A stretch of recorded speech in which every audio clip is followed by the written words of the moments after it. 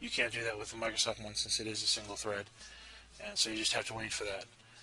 Here we've installed the .NET Framework feature through features, and this time we're going to go through and show you as you go to Server Manager, and you're going to, it already came up there, I just messed up there. You're going to select features, and then we're going to add features. We're going to add the .NET Framework.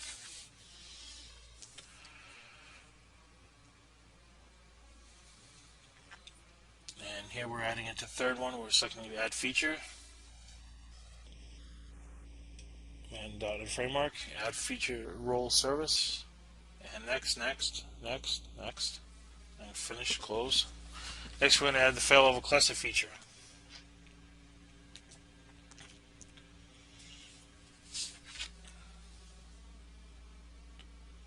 This is the failover cluster feature, which is a few steps down from the .NET Framework.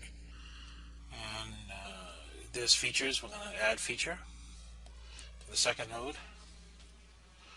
Takes a few moments to come up here. And we're going to select failover cluster, which we're having trouble finding there. There it is. And the installation is successful.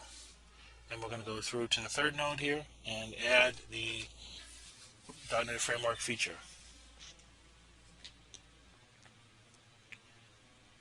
This is a failover cluster feature. And install. It's going to take a few moments here, so bear with it. And I sped that up a little bit so it wasn't so painful. And we're completely installed with the feature.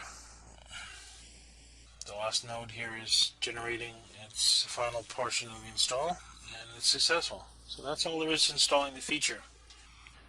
There's a lot more to it that we're going to take care of, but that's installing the feature as easy as that.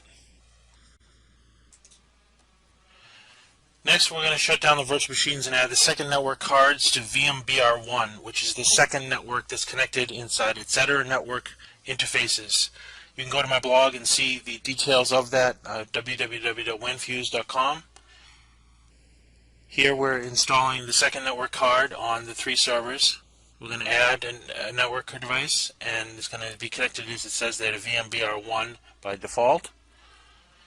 Because it knows enough not to connect 2 cards to the same network if it's not configured in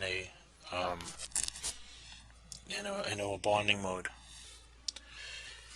Okay, next we're going to show the etc. network interfaces open. You can see VMBR1 with 10.10.20.1 with subnet mask 255.255.255.0 with a 24-bit mask. And so we're going to add 3 nodes to that subnet that are relevant for that subnet. Now, if you have difficulty doing subnet masking, you can always download the SolarWinds IP calculator and do those subnet mask configurations, especially if you're using an odd subnet mask, like a 23-bit or a 22-bit or a 30-bit mask. It gets confusing. If you ever take your CCNA, you will need to be able to do those subnetting in your head in 30 seconds, but a lot of people can't do that. So now we're restarting the VMs after we've installed the network cards. As you can see there on the right-hand side, there's 2 network cards now in each of the 3 servers with their own bridge address.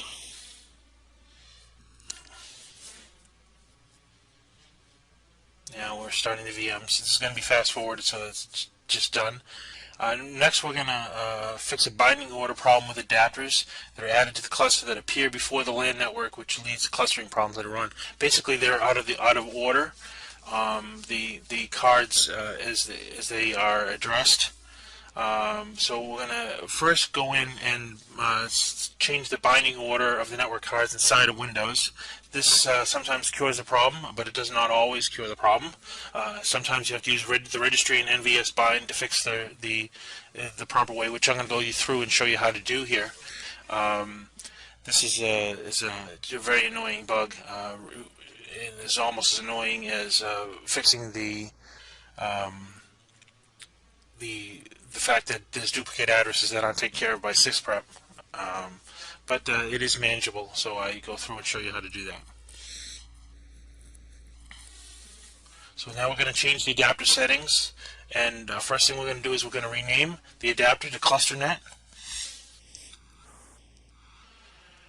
As we can see, we've already renamed the LAN one to LAN, so it doesn't get confused. Now we're going to hold down the Alt key.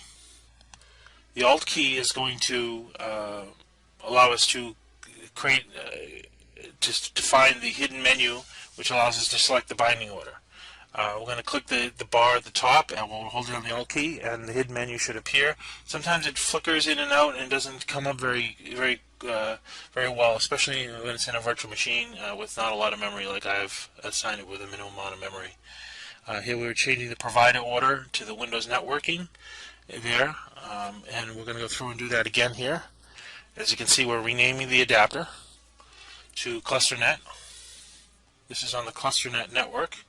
This is internal to the cluster that it communicates and is necessary for building the cluster. As you saw, the menu appeared there. And we're moving LAN to the top, and Windows networking is being moved to the top on the next tab. And we're going to go through and do it one more time. Go through this kind of quickly. We rename it. And now we're going to make the Windows menu appear, and go to Advanced Settings. And there's the LAN on the second one down. We're going to move that up, so that should take care of the provider order, and by moving the provider order up and the order of the network cards, but it doesn't always do that. It's a bit tricky with the Alt key to get that menu to appear, so just be patient with it. Next we have to download RSV bind from Microsoft for HVM. Just go to that URL there that I've pasted. You can also go to my blog and see the URL there. It's outside the video in the article that I'm displaying down here, which is slightly better than typing all that archive from MSD and Microsoft.com in. You're going to keep it on the screen for just a minute there so you can easily get it. And also let you know that you can go to wanfuse.blogspot.com/search Q equals network plus bind plus order. And you can get that binding order link for NVS bind there. While you're there, you might as well look at some other articles as well. You might be interested in finding out some other tidbits of stuff that I've discovered while going through my journey here.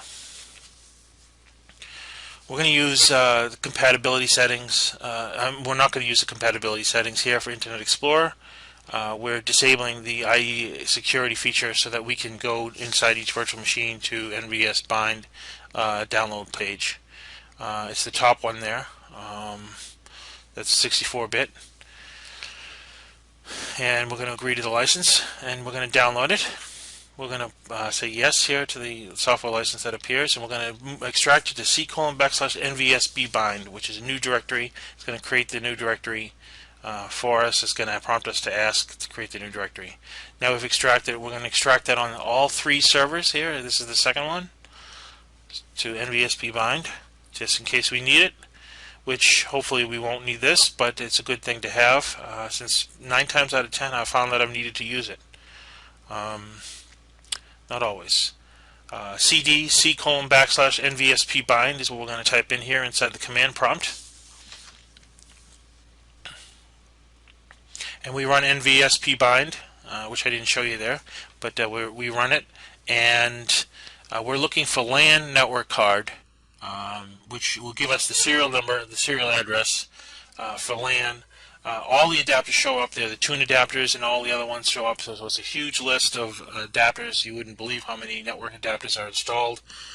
There it is. There's the LAN adapter that we've renamed, and as you can see, 8798ECE5 blah blah blah blah blah is the address there of the network card, which appears in the registry under HKey local machine system, current control set services, TCP/IP, and linkage.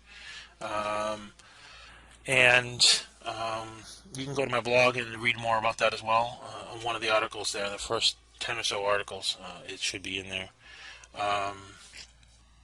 So here we're browsing to HKey local machine software system, current control set services,